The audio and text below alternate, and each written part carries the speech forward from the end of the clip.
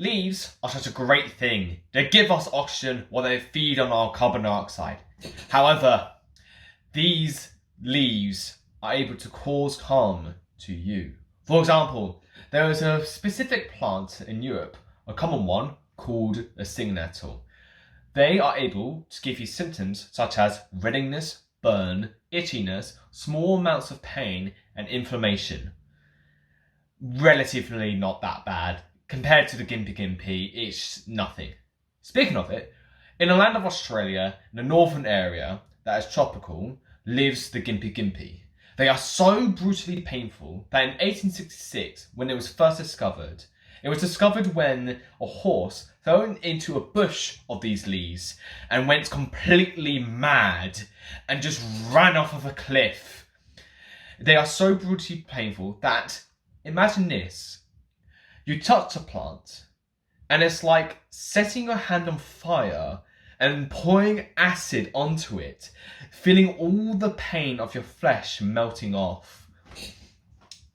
It is so brutally painful that you have to strap the person down on a table in order to take out the hairs, just so that you would prevent the person to peel off flesh from the bones. How they do it is similar to a sting nettle. That, let's say I touch this leaf, right? Right. This is not a Gympie Gympie leaf, by the way. It's just some leaf I just found while I was walking back from the gym.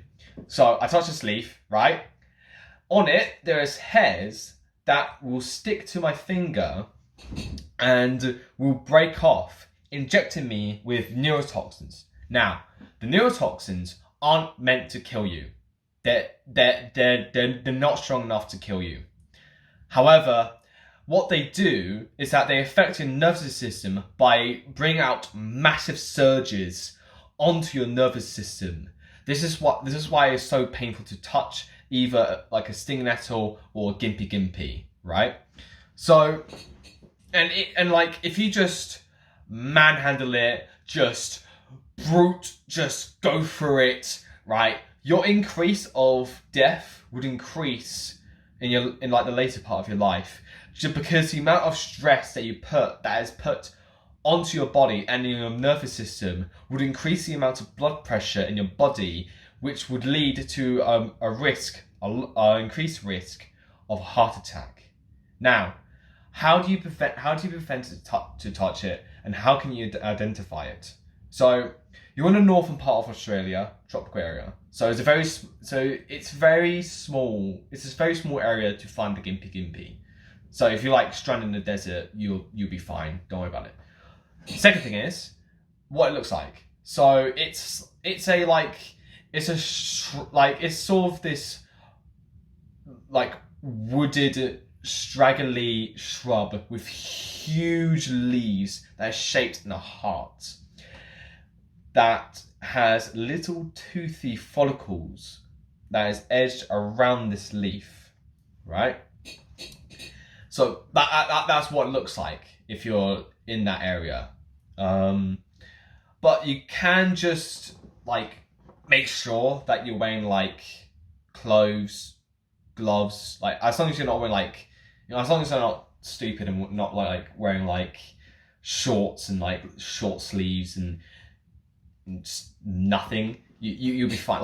Like the hair wouldn't like pierce through this like lovely shirt I kind of like it wouldn't pierce through it, right? So if you like wearing like gloves, like you'll be fine, right?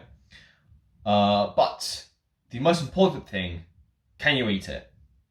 No, you can't. Well, you can. It's just, it's not a good idea. Like as it is, if I just like leave, what would happen is that all the hairs would just sting all over my mouth, and then the massive surges in my mouth would just go bloody nuts, and I just scream madly, right?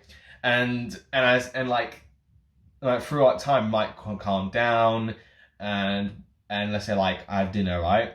And I eat like some ice. Well, that's not dinner like, but I eat like chicken. I eat the chicken, and then it happens all again. So like I'm just like I can't eat this chicken. So not a good idea. But there is ways that you can make it edible, right? There is different ways that like obviously as it is, you can't just eat it, but you can make it edible. So there's a way that, just like the sea nettles, there's a way called blanching. And what you do is that you stick this leaf and you just like put it in boiling hot water, right? And what you do is that after like what happens is that it will burn off the toxins, neurotoxins that's in the leaf. And whatever remaining neurotoxins that's in the leaf, you take out the boiling water and like you rinse out the leaf, and well, it's a mess. But by boiling it and rinsing out, you will take out the toxins that's in the leaf, and you can make it edible and have it as in a soup, which is pretty good. And there are animals that can eat the Gympie Gympie. For example, there is a nocturnal like leaf cutting beetle called the chrysomelid, but they usually mainly eat the like roots and the stems of the plants. They don't technically eat the leaves part of the Gympie Gympie. But there is also another one that is a marsupial called the red-legged pandemonium. And the reason for that is that they developed a good immune system that they're able to just eat the hairs as it is and just be completely fine.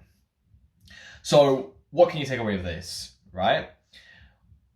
Well, just like the Gympie Gympie, right? Just because like the Gympie Gympie looks very harmless, like it just looks completely fine, but just because it like something just looks completely harmless doesn't mean it can't be dangerous.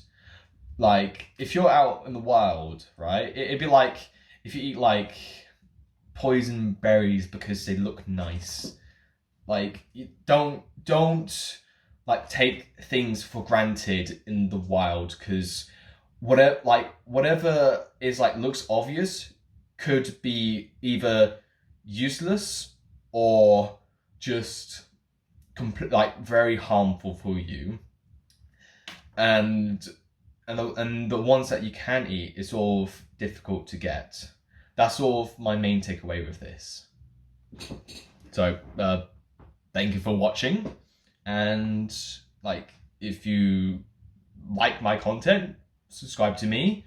It'll help me, and I'll produce more videos talking about just random stuff that is connected to like plants, animals, probably even science and space. I might just go crazy about it. So thank you for watching.